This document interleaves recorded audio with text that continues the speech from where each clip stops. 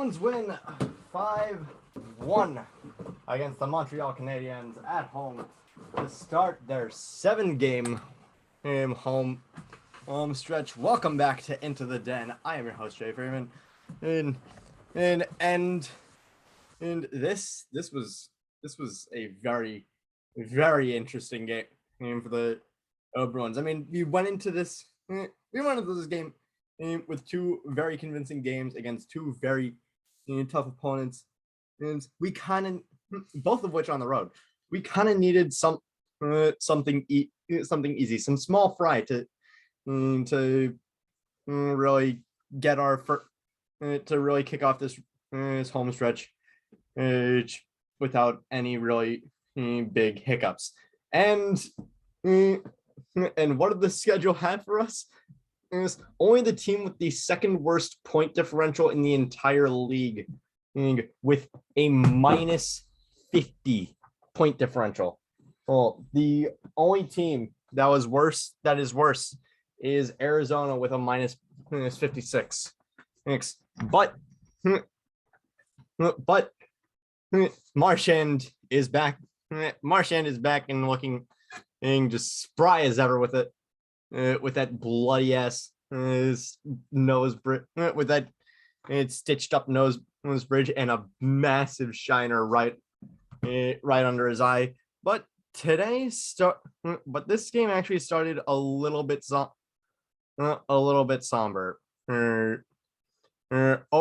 Recently, we experienced the passing of 16-year-old Teddy Balkin, who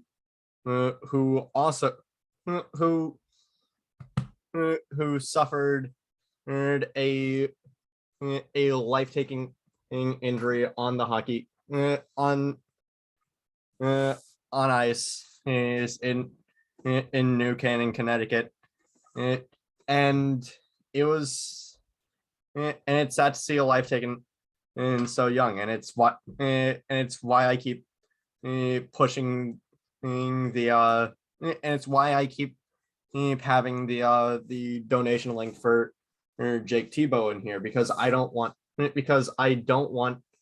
there to be more. I don't want kids to have these horrible injuries to end up with it being the end of their lives. And unfortunately that is what happened with Teddy. My heart goes out to the family. My heart and I hope and all we can do now is just go forward and continue on to the game. And it started off kind of not great. I wouldn't say not great, but it also wasn't bad. Neither team really scored in the first 10 minutes, but eventually Marchand just comes off the bench and takes it and goes right to where Foligno usually stands, like right in front of the net, like right on the puck's far post of the net, and just taps it in. And the dude did Foligno's job better. Just called off the bench, and it was great. And it started the scoring for the Bruins. And then less than 15 seconds later, or at least less than 15 game seconds later, the puck takes a funny bounce from behind the net into like right in front of the goal crease, and Marchand's there just diving, just swatting it right into the net to put up 2-0. And then the Habs end up pulling Jake Allen after that. Although from what it looked like he was is feeling a little bit of discomfort in the lower area. I don't know if that's going to be. I don't know if that's going to be permanent. I don't know if that's. It's just shit. Shit. What's wrong with me? Yeah, let in 2 goals on 7 shots, or if it's something that's actually wrong.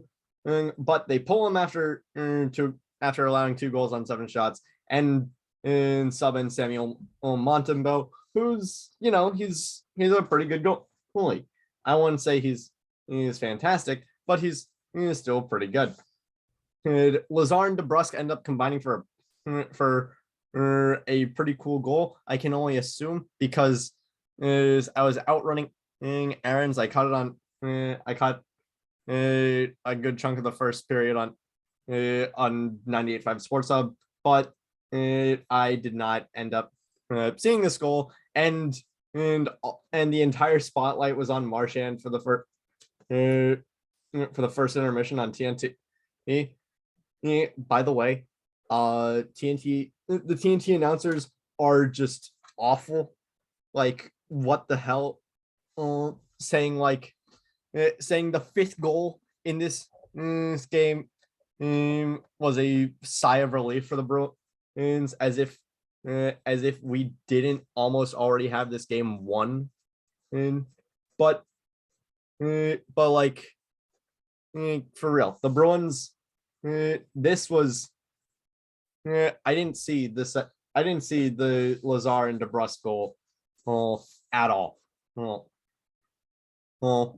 But the Bruins go into the second period up 3-0, just barely outscoring shooting the Habs like 13-6 or something like that.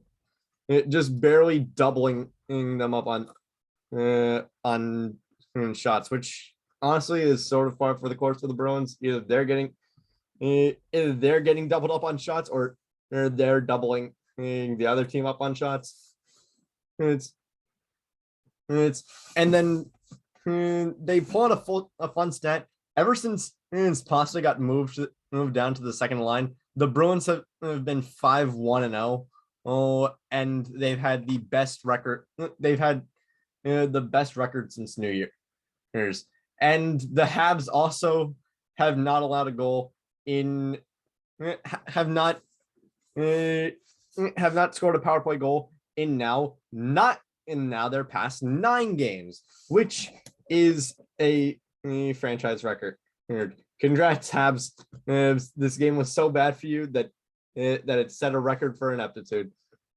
And speaking of power play, the Habs are on it like 5 minutes into the second period, when Marchand does what Marchand does. He scores a shorthander, and that somehow ended up in only his 5th hat trick of his career. And someone threw down a pink cowboy hat, and this was the shit that that everybody saw in the Old Town Road Lil Nas X music video, or was it one of the more recent ones, like Montero or Industry Baby, or I don't freaking know, but the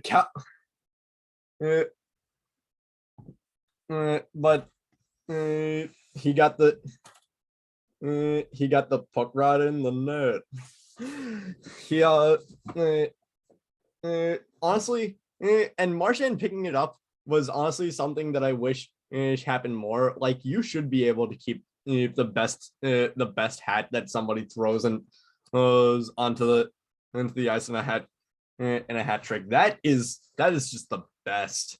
But we also got something that was a little bit scary. Ben Sherratt pulling a Chara to Pacioretty, and shoving Marchand and right into the glass edge on here's Montreal's bench. Here's the glass, and it takes a sharp corner Ben Sherratt pretty much pushes Marchand right into here, and it's like, okay, okay, that is vicious, but considering that one of the dirtiest hits that considering one of the worst hits it's on your in your team's history came at the hands of one of our players doing the exact same. I suppose I can't really bitch you guys out too much for it. And after that, Pizzetta ends up spinning around off of John Moore's save and just putting it off of and just putting the puck off of Moore's back and into the net. So congrats, you stop yourselves from getting goose end. And pretty much after this, everybody is pissed. Both teams are just cruising for a bruising, especially Eric Holla. Eric Holla is just he wants to fight everybody, and he doesn't give a damn who it is. But I am forgetting the best part about one of the best parts about this game. Uro Vakanainen, fine, in his 19th game up at in his 19th NHL game, after being more of a defenseman's defenseman, a defending defenseman in Providence, and getting occasional call-ups. He gets a beautiful sniper from the top of the face-off circles and right into the net for his first NHL goal to put the Bruins up 5-1. And from there, yeah, you get a bunch of chirping and fighting. So, I forget who it is, but one of the Canadiens players just keeps brushing up on Omark the entire night, and Holla eventually is like, I'm not gonna let you fucking do that anymore, and just tries to take him to the ground, but ends up taking himself down. I don't know what it is, but NHL players is trying to take someone down, and then they end up on bottom with the guy they take down on top of them. That is always one of the funniest things just in the league, and I love it. But does this game mean anything? Honestly, not really. It just puts the Bruins at a better position in the wild card hunt. But in the long run, it doesn't mean much, because it doesn't mean much because it's not like we won at the expense of Montreal. It was just, hey, we won. And hey, a win is a win is a win. And there's nothing wrong with that. But all in all, this game just didn't mean anything for the Habs or the Bruins, really. But that is it for tonight's episode. Thank you all so much for watching. Click like if you like, click subscribe if you really like. Down below is still the GoFundMe for Jake Thibault's recovery to help a kid who was seriously injured in a freak hockey accident.